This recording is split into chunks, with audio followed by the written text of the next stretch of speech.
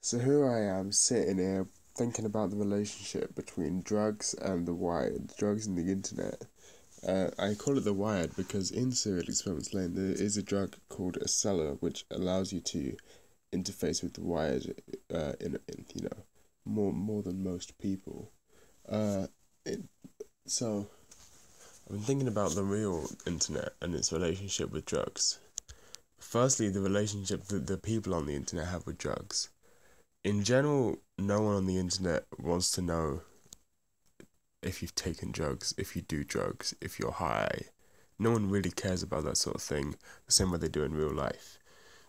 The only time I think someone would care about it is if you played an online game and one of your teammates is like, yo man, I just took a massive bong rip, man. And then, you know, you'd be fucked for the rest of the game because one of your teammates is just completely incompetent. That's the only time I could think about people caring. Uh, but in real life, it's different. In real life, people care a lot about whether you're on drugs or not, or you know, if you do drugs or not. Uh, I mean, there's so many. Not even to mention the police, who technically care, but like because they can't prove anything online, you can talk about it as much as you want, which kind of the fact that it's not there's no consequences makes it kind of boring. Kind of removes an aspect of what is appealing about talking about drugs to like young people. Like I'm talking young teenagers, whatever. When people first start getting doing drugs and whatever, in real life, there's a sort of like when you're younger and it's like you're doing something bad, and it makes you feel edgy. That's what I'm trying to say. But on the internet, it doesn't really exist. So therefore, it kind of takes away the appeal of it for everyone.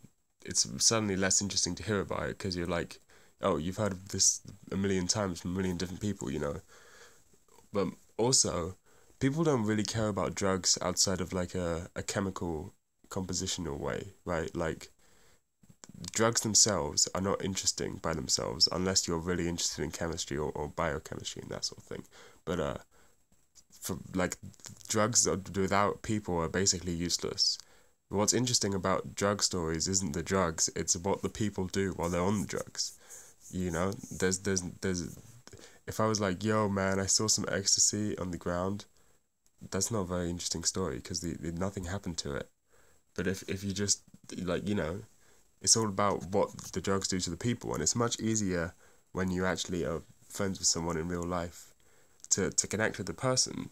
You see the person right in front of you that this happened to, so you can much easier suddenly the story becomes like an interesting thing about someone in a slightly different headspace, which is always interesting because it's like a different angle of perspective to look at something that you thought you already knew about.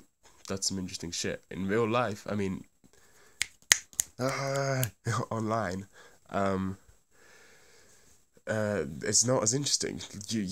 Because interaction is much uh, less focused around personality and more focused around like quality of the interaction online. Because there's the connection is much less. It's not similar to real life in most ways.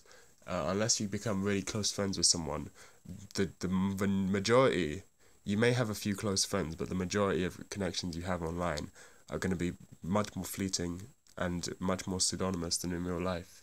There's not super of a risk of damaging your social status because you can probably make friends much easier online than you can in real life. And also, people are willing to accept much more online than they are in real life. And if someone does get pissed off, there's the block function online and not in real life, which is just a instantly changes the rules of social conventions and how people interact with each other. Uh, Instantly, it's like it would be a cool thought experiment if it didn't actually exist. But yeah. So therefore, no one cares about your personality as much as your actions. So people aren't talking to you because in general, this is I'm not talking about best friends on the internet, like your closest internet buddy that you met in World of Warcraft 10 years ago and you were at each other's weddings and all that shit. Uh, that's a different story because at that point it is a personality thing. but I'm talking about the general type of interaction you'll get on the internet 90% of the time. And in that case, no one cares about your personality, and because no one cares about you, no one cares about what you did while you're on drugs, or if you're about to do drugs, or if you're doing drugs. No one cares about that because drugs aren't interesting on their own. Uh, so that's one interesting thing about how we talk about drugs on the internet. What about how drugs can actually affect your interface with the internet? Um, I'm sure many people have experienced.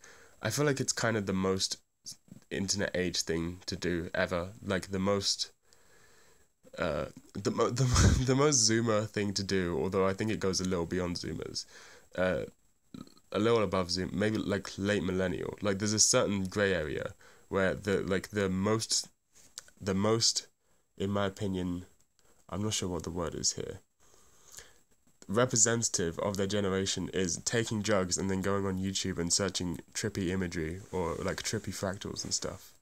That is incredibly, you know, poignant to a certain generation of people.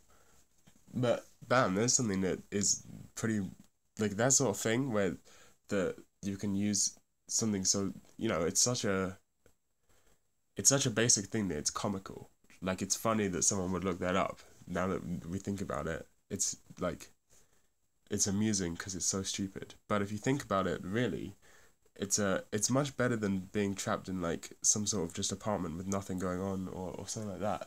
If someone's experiencing, I don't know, their first psychedelic or something. In general, having some sort of stimulus is better than having no stimulus because your brain gets into itself, and that's how you end up in thought loops and bad places. Uh, so in some sense, it's a good thing that this sort of thing exists, and it's just interesting that we can just come like in my mind. Once you take a psychedelic, you're basically handing your body over to its like primordial senses. So the fact that even in this state where we don't have the same logical, conscious thinking mind, we can just conjure up something that we want instantly, and what we want happens to be fractal trippy videos. It's you know, pretty pretty interesting, pretty amusing, pretty absurd, a little bit dada, all of them, all of those ones. Uh, Also, there's a lot of people who will tell you how drugs can affect your physical interface with the internet. If you take a stimulant like Ritalin or maybe not MDMA to such an extent, but Adderall, modafinil, any other type of amphetamine, whatever you want, right? Whatever suits your fancy. Suddenly, you become the internet.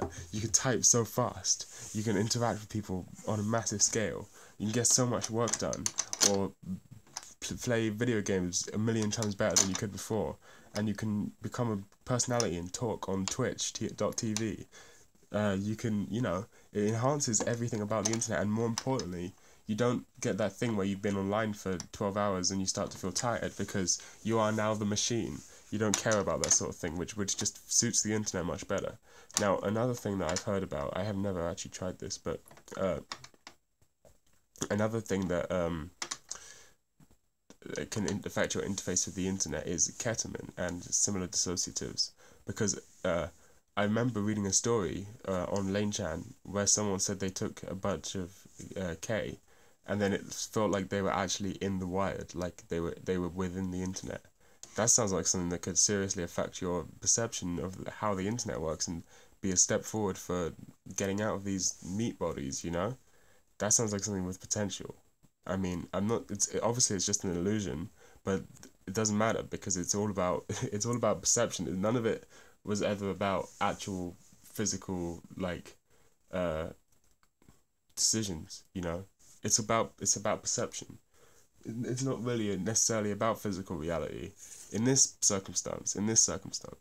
But yeah, there's something that's interesting. Psychedelics also there's been some experiments with psychedelics in VR, which is very interesting. You should look it up. They're pretty fucking cool. That shit is just so sick. That shit's just so cool. I mean, even on a really stupid, dumbed down idiot level, one time I was with my friend and we were rather stoned, and we stumbled into, I don't know if you know the esports team Fnatic, but they had a pop-up shop in London at one point, and somehow we stumbled in there and they had a Vive set up, and we were playing like I don't know what it's called. That one where it's like you can draw in 3D, and we were playing that, and it was just mind blowing. It was like, whoa, man, we're in the future, man. But like that shit, even if the only potential is just to amaze people who are stoned as fuck, that's a potential. That is more than nothing. You know, we're getting there. If anything, the stoned as fuck people are the early adopters of stuff like this. People who are rich and smoke a lot of weed, they have a lot of money to throw around at things that make them go, whoa, man. You know, this is how you build an industry on the backs of stoners. But yeah, I do understand that I have prefaced my argument by going on a long tirade about how no one cares about if you're on drugs on the internet, and then proceeded to talk about how I am on drugs on the internet. That irony is not lost on me, but please, please, please forgive me, and yeah, I think I've finished this video now. I think I've said pretty much everything I want to say. Yeah, see you later.